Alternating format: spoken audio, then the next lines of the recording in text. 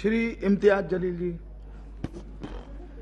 अध्यक्ष महोदय, 14 सितंबर 1984 को जब हमने द फैमिली कोर्ट्स एक्ट बनाया तो उसका मकसद ये था कि हम कंसिलिएशन के जरिए, यानी कि हम बातचीत के जरिए, समझौता के जरिए मामलों को निपटा सके। ये एक्ट 1984 में बनाया गया था। आज तकरीबन 40 साल के बाद अगर हम सब ये सवाल करें अपने आप से कि क्या ये एक्ट बनने के बाद हमने इस एक्ट के जरिए फैमिली कोर्ट में जितने भी मामले आए हैं उनको इंसाफ दिलाने के अंदर हम कामयाब हुए हैं, तो दुर्भाग्यवश मैं ये कहना चाहूँगा कि हमारा जवाब नहीं होगा। वरना आज 40 साल के बाद करीब 12 लाख जो फैमिली कोर्ट के मैटर्स है वो अदालतों के अंदर इंसाफ का इंतजार नहीं कर रहे होते। एक्ट बनाना बहुत आसान है, लेकिन एक्ट बनाने के बाद उसका इम्प्लीमेंटेशन हो रहा है या नहीं हो रहा है, ये भी इस सदन की जिम्मेदारी है कि इसके ऊपर नजर रखना। वरना एक्ट तो बन गया, लेकिन आज क्या वजह है कि इस 130 करोड़ की आबादी वाले देश के अंदर महज 715 फैमिली कोर्ट चलाए जा रहे हैं। मैं फैमिली कोर्ट का मकसद, मंत्री जी, मैं आपका ध्यान इस बात के ऊपर आकर्षित करना चाहूंगा। अध्यक्ष महोदय, फैमिली कोर्ट्स का मतलब सिर्फ ये नहीं है कि पति पत्नियों का विवाद, कि बच्चा किसके कब्जे में जाएगा, बच्ची किसके कब्जे में जाएगी, एलिमनी की अमाउंट कितनी होगी, कब दी जाएगी, कैसे दी जाएगी, घर किसके कब्जे में जाएगा, किसके हिस्से में जाएगा। फैमिली कोर्ट्स का मतलब हम सिर्फ यही समझते हैं, और बहुत सारे जितने भी सम्मानीय सदस्यों ने कहा है, इन्हीं का उदाहरण दिया है।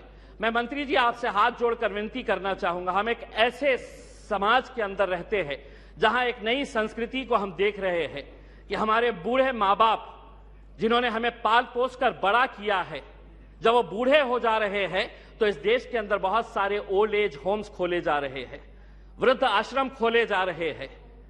क्या इनके लिए कोई कानून है कि जिन माँ बाप ने अपने बच्चों को पाल पोस कर बड़ा किया है, जब वो बूढ़े हो गए, बच्चे की शादी हो गई, तो बहू को माँ बाप पसंद नहीं आ रहे, अपने सास ससुर पसंद नहीं आ रहे, बेटा अपने माँ बाप को बोझ समझ रहा है, और एक दिन दोनों बेटा बहू अपने बूढ़े माँ बाप को उठाते हैं, ले जाते हैं, और जिस तरह घर का कचरा उठाकर हम बाहर फेंक देते हैं, तो हम उन्हें ओल्ड एज होम में ले जाकर छोड़ दे रहे हैं। मैं तमाम सदस्यों से हाथ जोड़कर विनती करना चाहूंगा, मैं भी दिवाली के वक्त औरंगाबाद के मेरे चुनावी क्षेत्र के वो एक ओल्ड एज होम में गया था। मंत्री जी, हैरानी हुई वहां पर देखकर कि एक रिटायर्ड जज वहां पर उस ओल्ड एज होम में है। मुझे यकीन नहीं हुआ जब मैंने उसका नाम सुना कि उसके बेटे, इतना बड़ा घर है, ऐसा नहीं है कि बहुत गरीब है कि अब मां बाप को पाल नहीं सकते हैं, लेकिन एक रिटायर्ड जज भी उस ओल्ड एज होम में जब हमने देखे तो तब समझ में आया कि ये समाज कहां जा रहा है करके। तो ऐसे लोगों के लिए क्या कानून होना चाहिए? फैमिली कोर्ट के जरिए पति पत्नियों का विवाद तो जो है ये जिंदगी भर चलता रहेगा, इन्हें भी इंसाफ मिलना चाहिए, लेकिन वो बूढ़े माँ बाप कहां जाएंगे? फैमिली कोर्ट के अंदर कुछ ऐसा सेक्शन लाया जाए कि जो बेटा अपने माँ बाप को कूड़ादान समझकर, कचरा समझकर ओल्ड एज होम में डाल रहा है, उसे अखबार के अंदर एक नोटिफिकेशन अपनी तस्वीर के साथ, अपनी फोटोग्राफ के साथ उस अखबार में उसे यह नोटिफिकेशन देना होगा कि मैं अपने मां बाप को ओल्ड एज होम में डाल रहा हूं। ऐसे बच्चों को समाज के सामने हमें खड़ा करने की जरूरत है। लाइए कानून, वरना वो बूढ़े मां बाप जो रोकने के अलावा कुछ नहीं कर सकते हैं, क्योंकि कोई कानून नहीं है, उनका कसूर सिर्फ इतना है कि उन्होंने अपने बच्चों को पाला पोसा बड़ा किया। पूना में किसी ओल्ड एज होम के अंदर जाइए, ज्यादातर वो परिवार के बूढ़े माँ बाप मिलेंगे कि जिनके बच्चे इंजीनियर हो गए, इंजीनियर होने के बाद वो यूएस में पैसा कमाने के लिए गए, पैसा कमा रहे हैं, लेकिन माँ बाप के लिए एक कमरे का घर नहीं है तो ओल्ड एज होम में लेकर जाकर छोड़े। ये एक संस्कृति हम डेवलप कर रहे हैं। फैमिली कोर्ट्स के जरिए मैं मंत्री जी आपसे यह अनुरोध करना चाहूंगा कि आप कुछ ऐसा कानून इन लोगों के लिए भी लेकर आइए जो बच्चे अपने मां बाप को आज यहां पर ले जाकर छोड़ रहे हैं।